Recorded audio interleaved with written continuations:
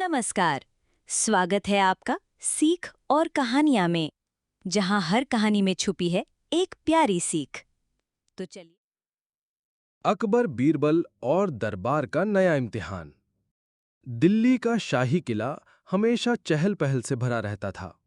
अकबर का दरबार तो मानो दुनिया का सबसे बड़ा नाटक भर था, जहां हर दिन कोई ना कोई नया किस्सा जन्म लेता था। एक सुबह अकबर बादशाह ने दरबार में प्रवेश करते हुए घोषणा की, आज से दरबार में एक नया नियम होगा। हर दरबारी को हफ्ते में एक बार कोई अनोखा विचार, कहानी या तरकीब पेश करनी होगी। जो सबसे अनोखा होगा उसे इनाम मिलेगा, और जो सबसे बेकार साबित होगा उसे सजा भी मिल सकती है। ये सब उसके काम पर निर्भर करेगा। दरबारी हक्के बक्के रह गए। सबकी निगाहें एक साथ बीरबल पर टिक गईं, क्योंकि हर कोई जानता था कि ऐसे इम्तिहान में बीरबल ही सबसे आगे रहता है। पहला दिन, दरबारियों की कोशिशें। पहले हफ्ते का दिन आया।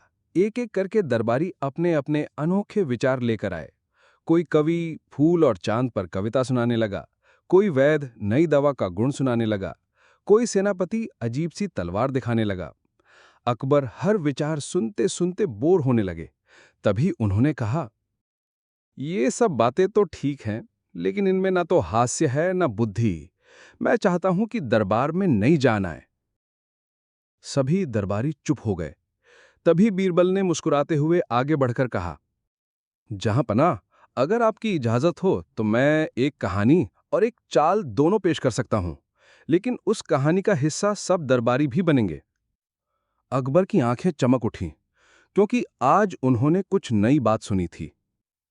अकबर बोले, चलो ठीक है बीरबल, आज से तुम्हारे इम्तिहान की शुरुआत होगी। रहस्यमयी संदूक की चुनौती। बीरबल ने इशारा किया। दरबार में सैनिक एक बड़ा सा लोहे का संदूक लाकर रख देते हैं। बीरबल कहता है, जहां पनाह, इस संदूक में एक रहस्य छुपा है। हर दरबारी को एक एक करके अनुमान लगाना होगा कि इसमें क्या है, लेकिन असली खेल ये है कि सबको अपने अंदाजे पर बहस भी करनी होगी कि उसका अंदाजा सही कैसे है। दरबारी उत्साहित हो गए। कोई बोला, इसमें जरूर सोना होगा। दूसरा बोला, नहीं, ये बीरबल की चाल है, इसमें कोई सांप होगा। तीसरा बोला, शायद इसमें खाना या अनाज रखा हो। दरबारियों में बहस छिड़ गई। कुछ तो संदूक को हिलाने लगे, कुछ कान लगाकर सुनने लगे। अकबर हंसते हुए बोले, अब बीरबल, राज खोलो, इसमें आखिर है क्या? बीरबल ने रहस्यमयी अंदाज में संदूक खोला। अंदर से निकली एक साधारण सी मिट्टी की हांडी।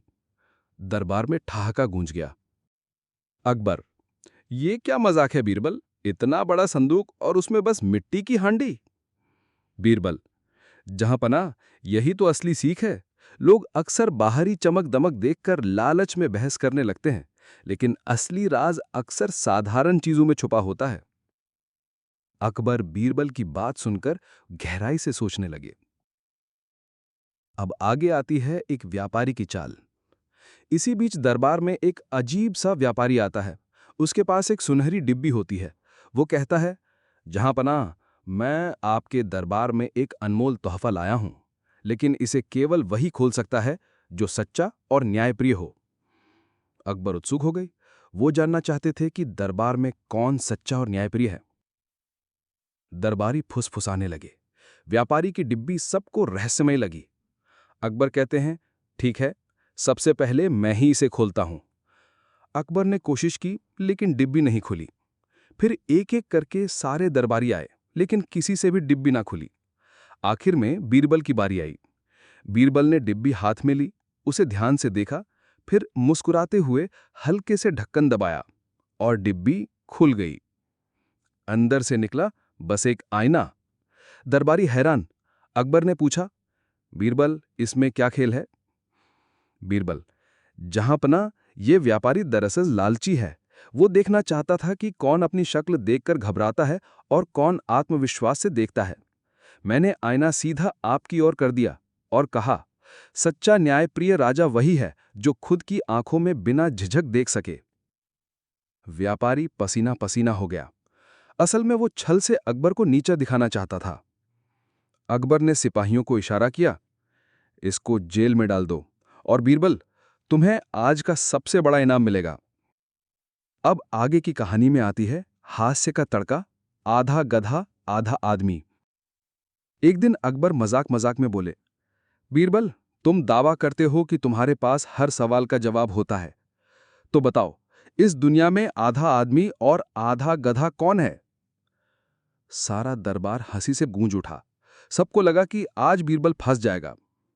बीरबल ने चारों ओर देखा और मुस्कुराकर कहा, जहांपना, ऐसा इंसान वही होता है जो बिना सोचे समझे सवाल पूछे और बिना समझे हंसे। पूरा दरबार हंस पड़ा। अकबर भी अपनी हंसी नहीं रोक पाए। बीरबल, तुम सचमुच बेमिसाल हो। दरबार का नया इम्तिहान, न्याय की कसौटी। कुछ दिन बाद अकबर ने दरबारियों को चुनौती दी, अगर कोई ऐसा मामला मेरे सामने लाए जो मुझे भी उलझा दे तो मैं उसे खास इनाम दूंगा। तभी दो किसान दरबार में आए। दोनों एक ही पेड़ पर दावा कर रहे थे। पहला किसान बोला, ये पेड़ मेरे दादा ने लगाया था। दूसरा बोला, नहीं, ये मेरे खेत में है इसलिए मेरा है। अकबर ने सोचकर कहा, पेड़ तो एक ही है, इसे बांटकर दोनों को दे दो। तभी बीरबल ने तुरंत टोका, नहीं जहांपना, पेड़ को काटना अन्याय होगा। असली मालिक वही है जो पेड़ को जीवित देखकर खुश हो, ना कि काटकर। बीरबल ने दोनों किसानों की आंखें पढ़ीं। पहला किसान रो पड़ा, हाँ, पेड़ मेरा ही है, लेकिन मैं इसे काटते नहीं देख सकता। दूसरा किसान गुस्से में था, अगर मेरा नहीं तो इसे काट दो। बीरबल ने घोषणा की, जहांपना, असली मालिक वही है जिसे पेड़ की जान प्यारी है।